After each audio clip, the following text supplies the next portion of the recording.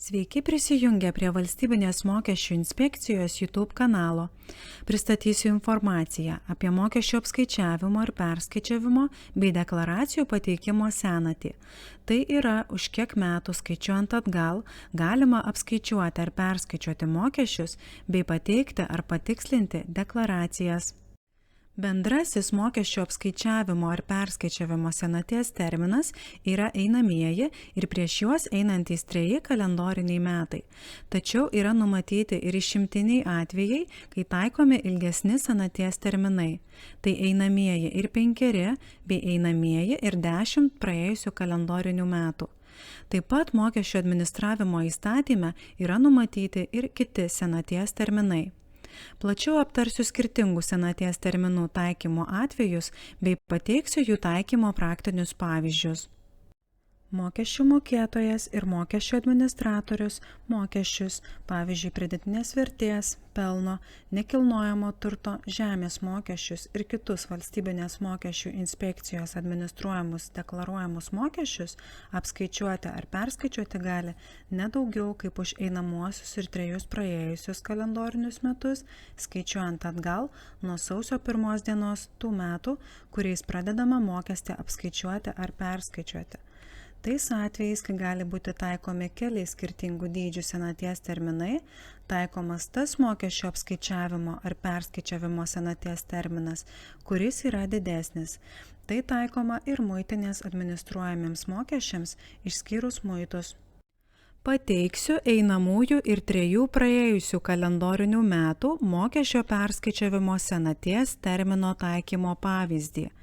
Paaiškėjus papildomoms aplinkybėms, įmonei 2022 metais kovo 20 dieną atsirado prievolė perskaičiuoti pelno mokestį už 2020 metų mokestinį laikotarpį. Kadangi bendrasis senaties taikymo terminas yra einamieji ir 3 praėję kalendoriniai metai, todėl perskaičiuoti pelno mokestį už 2020 metus įmonė gali patikslindama deklaraciją.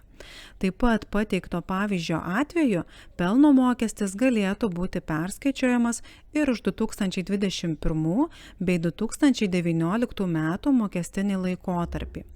Už 2018 metus perskaičiuoti ar apskaičiuoti pelno mokesčio negalėtų, kadangi jau suėjęs senaties terminas. Toliau detaliau pristatysiu minėtus išimtinius atvejus, kai yra taikomi ilgesni senaties terminai. Einamųjų ar 5 praėjusių kalendorinių metų mokesčio apskaičiavimo ar perskaičiavimo senaties terminas mokesčių mokėtojams ir mokesčių administratoriui taikomas šiais atvejais. Apskaičiuojant ar perskaičiuojant gyventojų pajamų mokestį, išskyrus fizinio asmens mokamo pajamų mokesčio nuo pajamų iš individualios veiklos dalį. Apskaičiuojant ar perskaičiuojant mokestį, taikant Lietuvos Respublikos pelno mokesčio įstatymo 40 straipsnio 2 dalį, taip pat tikrinant pelno mokesčio įstatymo 5 straipsnio 7 dalies ir 46 prim straipsnio taikymo pagrįstumą. Siekiant įrodyti skolų beveltiškumą ir pastangą susigrąžinti šias skolas pagal pridėtinės vertės mokesčio įstatymo 89 prim straipsnį, gyventojų pajamų mokesčio įstatymo 18 straipsnį bei pagal pelno mokesčio įstatymo 25 straipsnį. Neilgesnis nei einamųjų ir 5 praėjusių kalendorinių metų senaties terminas taikomas ir tuomet, kai apskaičiuojamas ar perskaičiuojamas mokestis teismui pripažinus mokesčių mokėtojo bankrotą tyčiniu. Ir atvejais, kai pagal pridėtinės vertės mokesčio įstatymo 8 skyriaus nuostatas daroma ilgalaikio turto, kuris nėra nekilnojamasis turtas, atskaita. Toliau nurodytais 2 atvejais einamųjų ir 5 praėjusių kalendorinių metų senaties terminą gali taikyti tik mokesčių administratorius, kai apskaičiuoja ar perskaičiuoja mokesčių mokėtojo neatitinkančio minimalių patikimo mokesčių mokėtojo kriterijų mokesčius ir mokesčių mokėtojo, apie kurį gauta informacija pagal automatinius informacijos mainus, kurią kaupia ir VMI pateikia prižiūrimi finansų rinkos dalyviai, taip pat kitos duomenys teikiančios finansų įstaigos. Pateiksiu kelis 5 metų senaties termino taikymo pavyzdžius. Šiame pavyzdyje paaiškinsiu, kaip senaties terminas taikomas perskaičiuojant fizinio asmens mokamą gyventojų pajamų mokestį. 2022 metais nuolatinis Lietuvos gyventojas nori patikslinti GPM deklaracijoje už 2017 metų nurodytą su darbo santykiais susijusią pajamų ir pajamų iš savo vykdytos individualios veiklos sumą, kadangi sumas deklaravo netiksliai. Šiuo atveju gyventojas galėtų patikslinti 2017 metų metinę GPM deklaraciją tik dėl pajamų susijusių su darbo santykiais ir nuo jų sumokėto ar įskaičiuoto pajamų mokesčio sumos, nes 5 metų senaties terminas nėra pasibaigęs. Svarbu paminėti, kad jeigu patikslintoje deklaracijoje nuo minėtų pajamų bus apskaičiuotas papildomai mokėtinas gyventojų pajamų mokestis, tai gyventojas jį privalės sumokėti kartu su delspinigiais už pavėluotai mokamą mokestį. Jeigu patikslintoje deklaracijoje bus apskaičiuojama pajamų mokesčio permoka, tai mokesčio administratorius grąžins ją mokesčių mokėtojui. Pajamų iš individualios veiklos suma ir atitinkamai mokėtina GPM suma nuo tokių pajamų gali būti tikslinama tik už einamuosius ir 3 praėjusius kalendorinius metus. Todėl gyventojas 2022 metais negalės patikslinti 2017 metų GPM deklaracijoje apskaičiuoto pajamų mokesčio dalies ir kitų jos dydį ar sumą lemiančių duomenų, pavyzdžiui, leidžiamų atskaitimų. Duomenys apie įregistruotos individualios veiklos pajamas ir su šia veikla susijusių leidžiamų atskaitimų duomenys negali būti tikslinami ilgiau nei už praėjusius 3 metus, net ir tuo atveju, jeigu nuo jų apskaičiuota pajamų mokesčio suma nepasikeistų. Trečiasis pavyzdys apie einamųjų ir 5 praėjusių kalendorinių metų senaties termino taikymą, kai tikrinamas pelno mokesčio įstatymo 46 prim straipsnio taikymo pagrįstumas. Įmonė A, teikianti krovinių pervežimo paslaugas, 2018 metais įsigijo krovininius automobilius už 400 000 eurų. Ir tai tenkina nustatytus turto įsigijimo tikslus ir investicijai keliamus reikalavimus.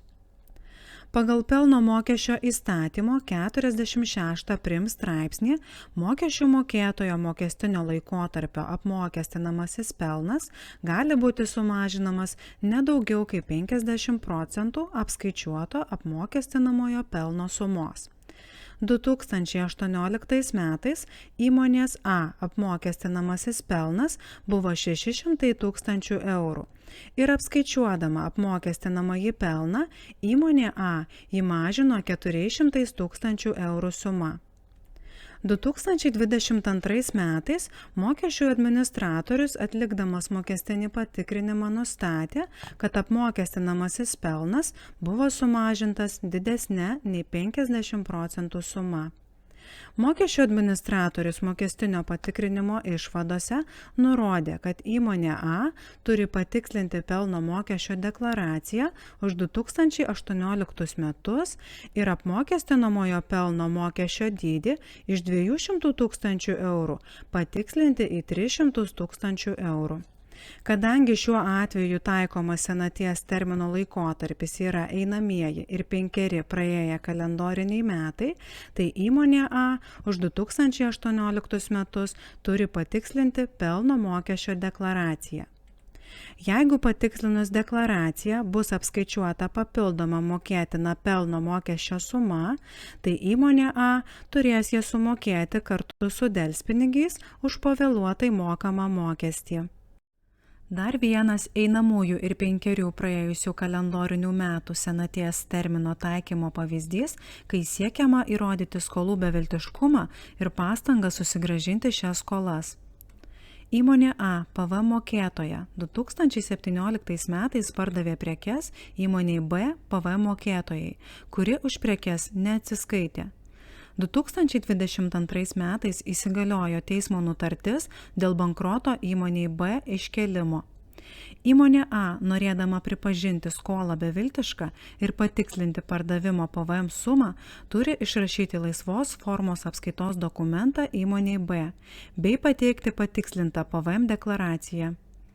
Mokesčių administratorius, siekdamas įsitikinti sandorio pagrįstumu, tai yra, kaip PVM prievolės įvykdė pardavėjas, šiuo atveju įmonė A, gali patikrinti seniau nei prieš 3 metus, tai yra 2017 metais įvykusį sandorį, bet ne ilgiau kaip už 5 metus. Kitas pateikiamas pavyzdys susijęs su pridėtinės vertės mokesčio ilgalaikio turto, kuris nėra nekilnojamas turtas, atskaita. Įmonė A, PVM mokėtoja 2017 m. kovo mėnesį įsigijo krovininį automobilį ir PVM sąskaitoje faktūroje išskirtą pirkimo PVM įtraukė į PVM atskaitą. 2022 metais sausio mėnesį paaiškėjo, kad įmonė A neturėjo teisės įtraukti visos pirkimo PVM sumos į PVM atskaitą, kadangi minėtą automobilį naudojo mišriai veiklai, tai yra PVM apmokestinamai prekybos ir neapmokestinamai patalpų nuomos veiklai. Atsižvelgiant į tai, kad PVM įstatyme numatyta, jog automobiliui taikomas 5 metų PVM atskaitos tikslinimo laikotarpis, tai įmonė A turi patikslinti 2017 metais į PVM atskaitą įtrauktą PVM sumą, atsižvelgdama į senaties taikymo laikotarpį. Ir paskutinis pavyzdys susijęs su einamųjų ir 5 praėjusių kalendorinių metų senaties termino taikymu, kai mokesčių mokėtojas įtraukiamas į nepatikimų mokesčių mokėtojų sąrašą. Taigi, aptarkime šį pavyzdį. Įmonės A vadovas 2021 m. sausio 12 dienos Vilniaus apylinkės teismo nutarimu pripažintas kaltu padaręs administracinį nusižengimą ir jam paskirta 1500 € administracinė nuobauda už tai, kad jis 2020 metais birželio mėnesį, būdamas įmonės A vadovu, leido asmeniui nelegaliai dirbti įmonės pagalbiniu darbininku. Dėl šios priežasties įmonė A buvo įtraukta į nepatikimų mokesčių mokėtojų sąrašą. 2021 metais kovo 3 dieną mokesčių administratorius inicijavo mokestinį patikrinimą įmonės A atžvilgiu. Kadangi įmonė A buvo įtraukta į nepatikimų mokesčių mokėtojų sąrašą, mokesčių administratorius mokestinio patikrinimo metu gali apskaičiuoti ar perskaičiuoti mokesčius už einamųjų ir 5 praėjusių kalendorinių metų laikotarpį, skaičiuojant nuo inicijuoto patikrinimo datos. Taigi, šiuo atveju mokesčių administratorius 2021 metais inicijavęs mokestinį patikrinimą galėjo apskaičiuoti ar perskaičiuoti mokesčius už laikotarpį nuo 2016 metų iki 2021 metų. Toliau plačiau aptarkime einamųjų ir 10 praėjusių kalendorinių metų mokesčio apskaičiavimo ar perskaičiavimo senaties terminą mokesčių mokėtojams ir mokesčių administratoriui. Šis terminas taikomas, kai pagal pridėtinės vertės mokesčio įstatymo 8 skyriaus nuostatas daroma nekilnojamojo turto pripažinto ilgalaikiu turtu atskaita. Ilgesnis senaties terminas nustatytas, kadangi pagal pridėtinės vertės mokesčio įstatymą nekilnojamojo pagal prigimtį daikto ilgalaikio turto atskaitos tikslinimo laikotarpis yra būtent 10 metų. Mokesčių administratorius, siekdamas įsitikinti atskaitos pagrįstumu, už tą patį laikotarpį gali atlikti patikrinimą. Antrasis atvejis yra taikomas tik mokesčių administratoriui, kai vykdomos dvigubo apmokestinimo ginčų sprendimo procedūros. Mokesčių administratorius, veikdamas kaip Lietuvos kompetentinga institucija su kitos valstybės kompetentingomis institucijomis, vykdo dvigubo apmokestinimo ginčų sprendimo procedūras, numatytas Lietuvos Respublikos sudarytose ir taikomose tarptautinėse sutartyse ar Lietuvos Respublikos dvigubo apmokestinimo ginčų sprendimo įstatyme. Taip pat, kai mokesčių administratorius apskaičiuoja arba perskaičiuoja mokestį, atsižvelgdamas į minėtų procedūrų rezultatus. Pateiksiu einamųjų ir 10 praėjusių kalendorinių metų senaties termino taikymo atvejo pavyzdį, kai pagal pridėtinės vertės mokesčio įstatymo 8 skyriaus nuostatas daroma nekilnojamojo turto pripažinto ilgalaikiu turtu atskaita. Įmonė A PVM mokėtoja 2014 metais sausio mėnesį įsigijo naujos statybos pastatą ir PVM sąskaitoje faktūroje išskirtą pirkimo PVM įtraukė į PVM atskaitą. 2022 metais sausio mėnesį paaiškėjo, kad įmonė A neturėjo teisės įtraukti pastato pirkimo PVM sumos į PVM atskaitą, kadangi pastatas iš viso nebuvo naudojamas ekonominiai veiklai vykdyti. Atsižvelgiant į tai, kad nekilnojamajam turtui PVM įstatyme taikomas 10 metų PVM atskaitos tikslinimo laikotarpis, tai įmonė A turi pateikti 2014 metų sausio mėnesio PVM deklaraciją ir patikslinti į PVM atskaitą įtrauktą PVM sumą.